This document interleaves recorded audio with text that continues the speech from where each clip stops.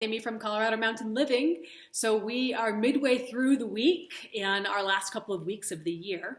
And the drywall guys get started today. So I'm going to show you a little preview what it's looking like with the drywall up.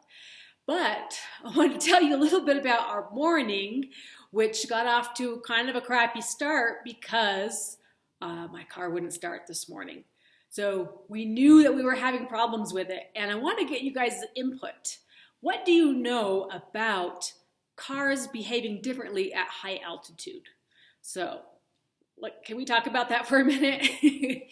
Apparently, sometimes when cars get up to a really high altitude, they have a hard time getting the right fuel mixture into the engine.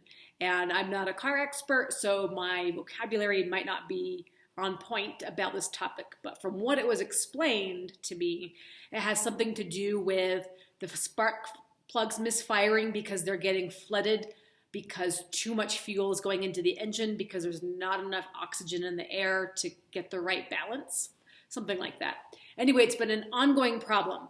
We've had problems with the Mini Cooper because it's also a turbo, and which makes it even more finicky. So apparently the turbo has something to do with it, and the turbo was out before we moved to the mountains, so kind of put us at a disadvantage. The car wants to run like it's on a turbo, and so the wastegate of the turbo gets stuck open and too much goes into the engine, and over time it just causes a huge problem of buildup over the spark plugs and just the whole thing getting soaked with fuel.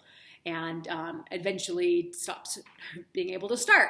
And the cold temperatures aggravate the problem. So this morning's temperature was 10 degrees when we were trying to start the car at 6 o'clock in the morning, or even earlier than that, and it didn't go. It did not go. So the original plan was that I was going to follow Brian in the car to all the way down to where we're going to get the car repaired. And then he was going to ride his bike into work. And then the car would be repaired, and then he would drive his bike back over to the shop and pick up the car and drive it home. That was the plan, but it did not happen that way. What happened was the car did not start, and Brian went off to work. He did bring his bike, however, and just in case. And I tried to start the car later, a couple hours later. Still nothing, which, can you guess? Yes, I flood, between the two of us trying to start it, we flooded the engine. So that had to dry out. So anyway, I called the tow truck, had to get a tow all the way down to Boulder to the Mini specialist. They're not a Mini dealership, but they specialize in foreign imports, and Minis Coopers is one of their models that they work on pretty regularly. So they were really familiar with the problem. They were familiar with it earlier this summer when we were having this similar issue. We replaced the spark plugs, but the main fix is to replace the entire turbo, and we just hadn't gotten around to that yet because of the cost. So it's around $3,000 to replace the full turbo and the spark plugs and all of that. And so after getting down to the dealership, and he kind of educated me on everything that's going on and the cause of the problem, Brian came to pick me up. We went back to his work. We switched. I got to take his car all the way back up here, and we left the car, the Mini Cooper, down at the shop so they can work on it because they're probably not going to get around to being able to fix it until next week, hopefully before we leave for our Christmas vacation. And anyhow, so it's just one more thing, guys, about Colorado Mountain Living. Is a Mini Cooper appropriate for driving around up here?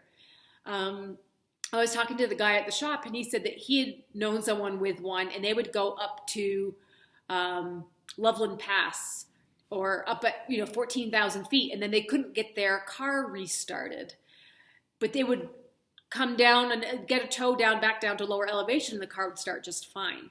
So there is definitely something to this high elevation. We didn't really have as much of a problem with it last year. Our rental house was lower in elevation than where we are now. Right now we're at 9,300 feet. I think before we were probably closer to 8,600 feet maybe. So, that's a significant difference apparently. We did start to see the car have some startup issues last spring. I noticed it and wasn't sure what was going on. So I guess it has a cumulative effect, and now it's just hardly running well at all. So I think it's an inevitable expense that we have to go ahead and get this turbo fixed. I was thinking we could just let it, ride and not have turbo, but it's tricky when you don't have the power to get up the hills that you need to. And I've noticed it on the driveway, not being able to have the power to climb up the hill, especially if it's muddy or snowy. It just kind of wants to stall on you. So it's not a good safety feature. It's very dangerous. If you're in a situation where you need to get up a hill quickly, you need to get up a hill. So you might be wondering, why don't we just trade in this car? We can get something else that's more suitable. And that's a valid point. I mean, I'd love to get another car that's four-wheel drive, has good clearance, maybe a Jeep Wrangler. Seems very Colorado. But also take into consideration that Brian drives an hour each way to work every day. So we were wanting a car that had good mileage. So then you kind of come up with, well, maybe Subaru is a good compromise because it's got four-wheel drive and you can get better mileage with it.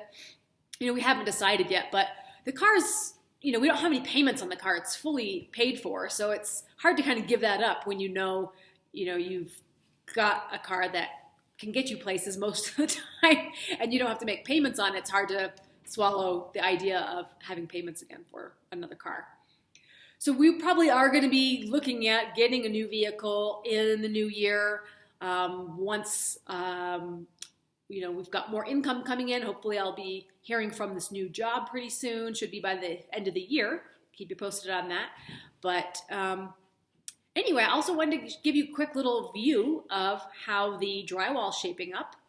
So I can show you behind me. I'm kind of in the one area that doesn't have drywall down here. But we've got behind the loft stairs right there, some drywall. And then I'll carry you out to the kitchen. So they pretty much finished up around the door here and this wall. There's a lot of drywall delivered last night. And then even more by the door here. So there's a lot to go still, but pretty cool to kind of just see it starting to come together, looking like a house on the inside. And, it's just a couple of walls so far, but it's looking good. I'm really happy with it. They got a little bit more to go. They're going to go all the way up to where the light fixtures are, the light boxes are. So they've got a couple more feet to go up there, but kind of gives you the sense of what it's going to look like without all those studs in the way. And we got a little bit here going into the master. This is like the storage closet for now, and coming into the hallway here. Did a little bit on these doorways. So the closet, almost looks like a closet because there's a wall now. So I think that the drywall guys are done for the day. They just took off possibly a late lunch, but it's already 3 o'clock, so they might just be wrapping up and coming back in the morning. Tomorrow is going to be exciting because we've got the plumber coming to hook up the boiler, the natural gas guy coming to power the boiler with natural gas, as well as the well technician to come and hook up the expansion tank. So that's going to be kind of a big morning, afternoon. Hopefully I can catch a lot of footage. I know it's kind of dark in that corner downstairs, but at least by this weekend, hopefully we'll have some running water and we'll get to test out our radiant floor heat. I can't even wait. I just can't wait to see how that comes together. So anyway, it's sort of a crappy start to the morning, kind of a bummer to think, oh, there goes more money out the window for car repairs, but there's never a good time to have car repairs, is there? So maybe kind of a nice refresher to see a little bit of drywall done, and we'll see what they get done tomorrow. And our weekend of picking out our floor fixtures is coming up, so we're going to get a lot of that on video, and we will, we've got a little bit of work to do tonight. Brian's got to prep the downstairs area so they can be set to hook up the boiler tomorrow, and that means moving the toilet. So our temporary toilet's going to actually have to be moved into its permanent location. So There's no wall right now in the toilet. So might have to find another place to hang out tomorrow because the drywalls will be here working all day, and the toilet's going to be upstairs with no privacy. So might have to hang out at the neighbor's house. All right, guys, that's sort of the update for now, and I will keep you posted, of course, like always, on our progress, because it's a lot happening in a few days here after a long span of a few delays. But so a little bit of action up in Colorado mountain living. I would be curious what your thoughts are, what you guys know, if any of you are car guys, gals, and you know about high altitude adjustments for your car. Yeah, we'd just like to know what you think about that. If you've heard of the whole cars not running well at high altitude, and what altitude, is there a certain cutoff? You know, we're 9,300 feet, is pretty high up, and I guess apparently it can impact cars. And the Mini Cooper was designed to run really lean, and so it didn't really compensate for the altitude. And apparently they've got a new software patch for that, which is going to go in, but we've got some damage to the car that has to be repaired. So yeah, I'd love to know your thoughts and what you think about that, because do we need to get a new car? Should we keep the Mini Cooper? I love it. It's such a great car, and it does drive really well on the mountain roads around those curves. There's nothing like it. That low center of gravity, those wide wheel sets, it's the most fun car to drive up and down the mountain, except for when you get to dirt roads and stuff. then it's just about like any other car, but it really does well on the mountain driving, and it's great on gas, so it's a great little car to go pick up some things in town in. Anyway, that's the update for now, guys. We'll see you next time.